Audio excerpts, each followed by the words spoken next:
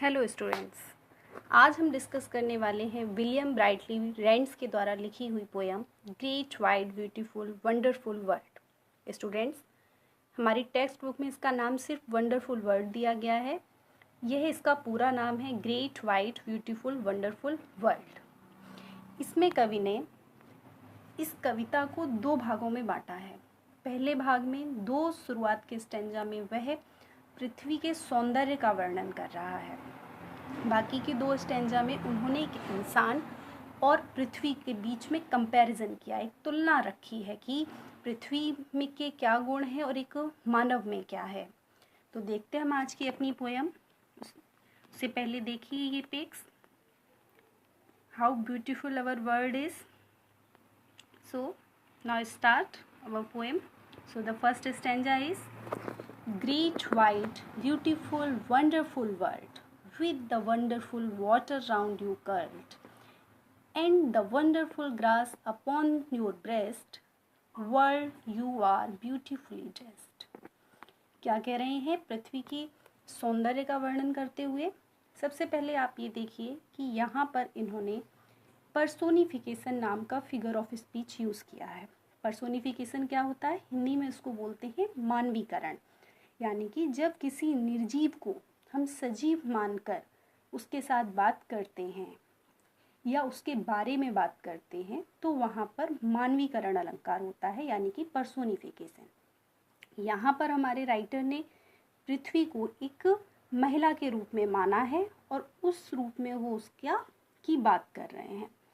तो देखिए, सबसे पहले जैसा कि नाम है वंडरफुल वर्ल्ड, वंडरफुल का मतलब विस्मयकारी, अद्भुत या विलक्षण। वर्ल्ड पृथ्वी, विलक्षण पृथ्वी। तो क्या कह रहे हैं, कैसी है? ग्रेट, महान, विशाल, सुंदर, विलक्षण पृथ्वी। With the wonderful water round you curled, और उसके पास क्या है? वो अपनी चारों तरफ कैसी विस्मयकारी पानी जो है, यानी कि समुद्र का जो पानी है, जैसा हम लोग जानते हैं ना कि पृथ्वी के चारों तरफ पानी है, समुद्र है, तो ऐसे चारों तरफ पानी से घिरी हुई है। And the wonderful grass upon your breast, और जो विस्मयकारी यानी कि बहुत सुंदर जो घास है वो उसके ब्रेस्ट पर है। ब्रेस्ट यानी कि एक फीमेल चेस्ट, आप चेस्ट कहते हैं, एक मेल का जो सीना होता है उसे चेस्ट बोलते हैं, ब्रेस्ट फीमेल के सीने को कहते हैं। तो या वक्ष स्थल इसको बोलेंगे। तो वो आपका जो वक्ष स्थल है वो किससे सजा हुआ है? वंडरफुल ग्रास, सुंदर सी घास से सजा हुआ है, विस्मयकारी घास से सजा हुआ है। World you are beautifully dressed, यानी कि पृथ्वी तुम बहुत ही सुंदर पोशाक, ड्रेस यानी कि पोशाक से सुसज्जित हो, यानी कि तुमने बहुत अच्छी पोशाक, अटायर पहना हुआ है। क्या है वो अटायर? पृथ्वी के ऊपर क्या है? घास, हरियाली तो पहना हुआ है। क्या हुआ इन चार लाइनों का मतलब कि हे महान, विशाल, सुंदर, विलक्षण पृथ्वी, तुम अपने चारों ओर किससे घिरी हुई हो? पानी से घिरी हुई हो, और तुम्हारे वक्ष स्थल पर ये सुंदर सी घास है। तुम्हारी पोशाक जो है बहुत सुंदर है, या तुम बहुत सुंदर पोशाक से सुसज्जित हो।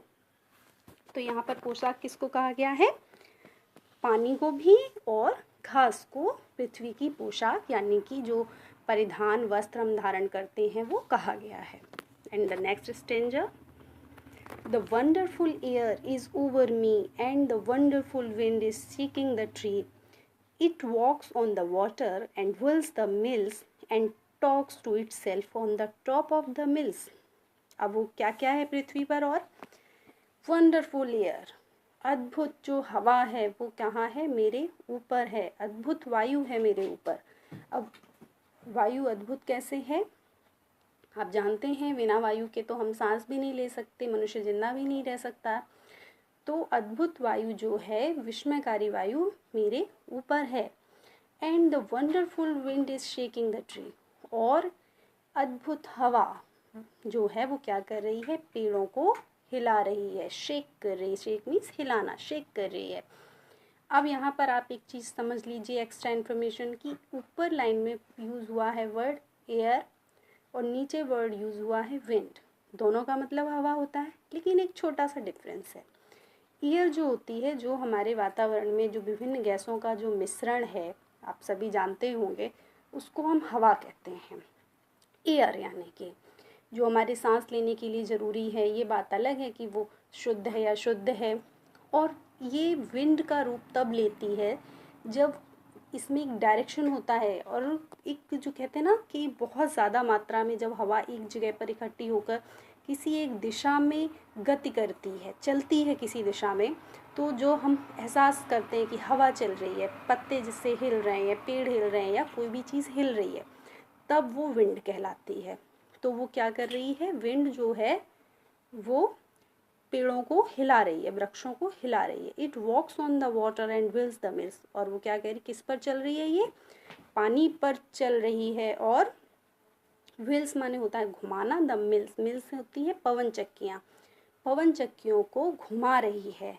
And talks to itself on the tops of the mill hills. और यह ऐसा लग रहा है कि पहाड़ी के टॉप पर यानी कि चोटी पर स्वयं अपने आप से बातें कर रही है, क्योंकि जब ऊंचाई पर जितना आप जाते हो वहाँ पर हवा की रफ्तार तेज होती है, और जब तेज हवा चलती है तो हल्की सी जो आवाज़ आती है, तो वो कह रहे हैं कि ऐसा लग रहा है ये पहाड़ी की ऊंचाई पर अपने आप से बातें कर रही है। तो ये हो गए हमारे 2 स्टेंजे जिसमें उन्होंने पृथ्वी के बारे में उसके तारीफ की है उसकी।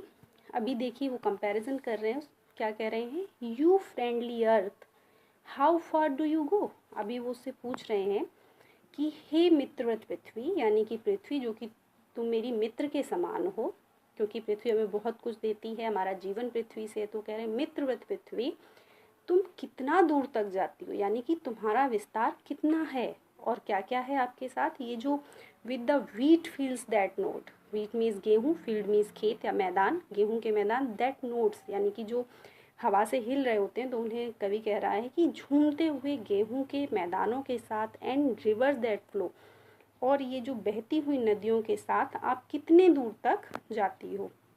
और क्या है, विथ सिटीज़ एंड गार्डन्स, शहरों और गार्डन्स यानी कि बगीचों, क्लिफ्स, क्लिफ्स मीन्स यानी कि पहाड़ियाँ, चट्टानें, है ना, क्लिफ्स, और क्या, आइल्स यानी कि द्वीप, इनके साथ साथ इतना कुछ है आपके ऊपर, आपका जो विस्तार है वो कितना है। और and प्यूपिल upon you for thousands of miles, और मनुष्यों के लिए कितना, जो आपके ऊपर जो मनुष्य रहते हैं, थाउजेंड्स ऑफ मील्स, हजारों मील तक अपने जो आपके ऊपर मनुष्य हैं, और इतनी सारे जो व्हीट फील्ड्स हैं, रिवर्स हैं, सिटी, गार्डन, क्लिफ्स, आइल्स, इतना कुछ है, तो आप कहाँ तक जाती हो, आपका विस्तार कितना है। अब जब वो इस बारे में सोच रहे हैं कि पृथ्वी कितनी विशाल है, कितना इसका विस्तार है, क्या क्या है इसके ऊपर, तो वो क्या कह रहे हैं आगे देखिए, लास्ट स्टेंजा हमारा इस पोएम का, ah you are so great and I am so small.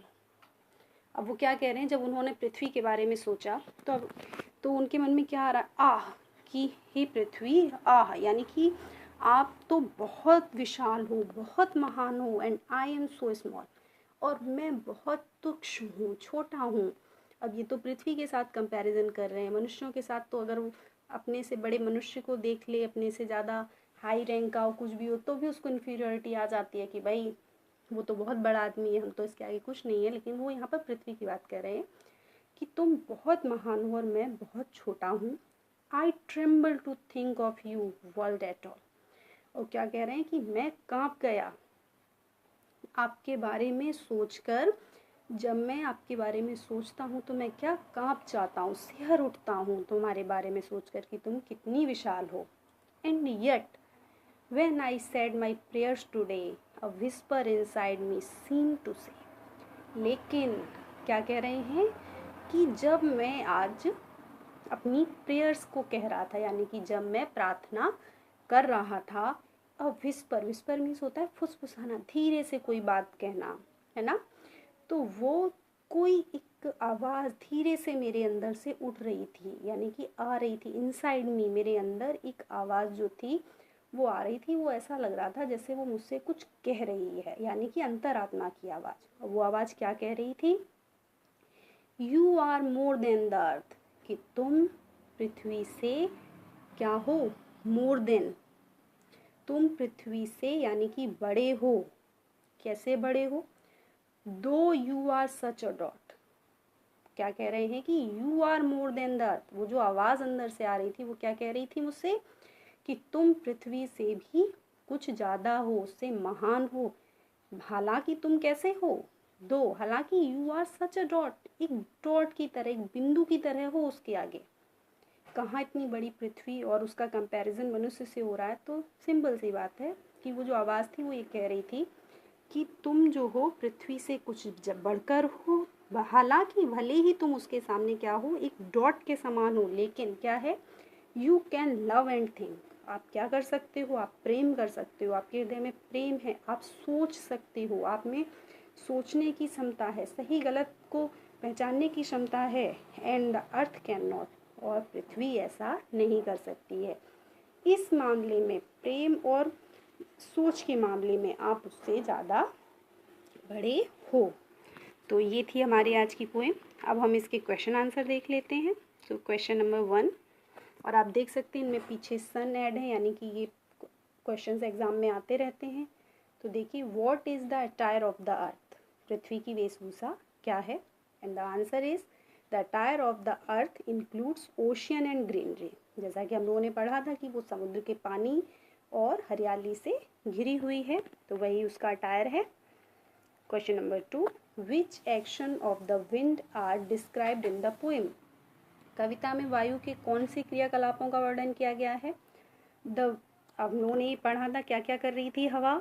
The wind shakes the tree, पेड़ों को हिला रही थी। It walks on the water, जल पर भी बह रही थी, पानी पे चल रही थी। It flows on the top of the hills, पहाड़ियों पे ऊपर बह रही थी, यानी कि चल रही थी हवा। In fact the wind is found everywhere, क्या है, वास्तव में जो हवा है वो सब जगह पाई जाती है।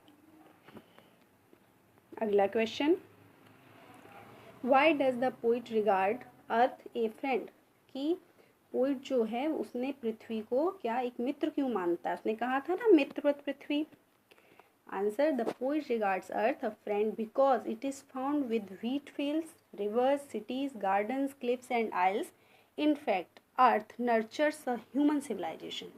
जैसा मैंने बताया था कि बिना अर्थ के तो मनुष्य का जीवन संभव ही नहीं है। हर जगह उन्होंने कहा, आप चाहे वो आपका भोजन हो, आपका आवास हो, आप पानी पियो, कुछ भी करो, सब कुछ पृथ्वी से ही है।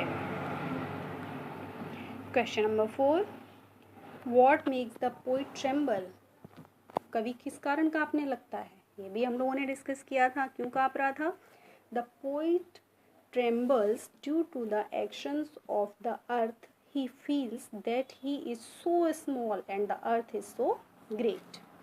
क्यों कांपने लगा था? ये सोचकर कि वह बहुत छोटा है और पृथ्वी बहुत महान है। Question number 5, what make the poet think that man is God's greatest creation, कवि को किस बात से मालूम होता है कि वह मनुष्य ईश्वर की महानतम रचना है?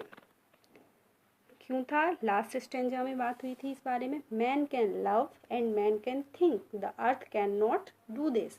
This makes the poet think that man is God's greatest creation. So ये थे हमारे क्वेश्चन आंसर। आपको आज की पोएम कैसी लगी कमेंट करके ज़रूर बताएं। Thanks for watching.